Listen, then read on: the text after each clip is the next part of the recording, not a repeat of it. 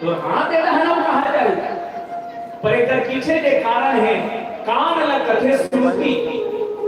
श्रुति माने वेद, और रावण कोने वेद के विरोधी है और राम कोने वेद के पालक है। कैसे रावण के बारे में लिखी इसकी रावण श्रुति विरोधी कैसे दिला।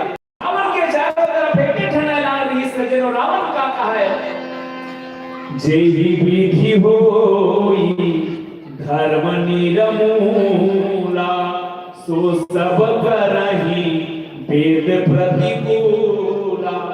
वेद के कहे इसमें कोई काम करन मत तो कोई लगी सरकार वेद के श्रुति के विरोधी रावण।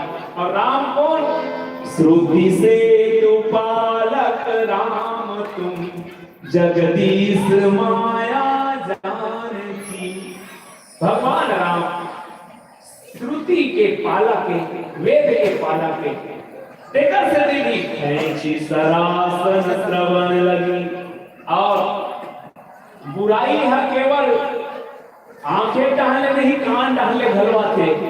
रावण हम के पुण्य भी तब कान टहले घलो गुना थे।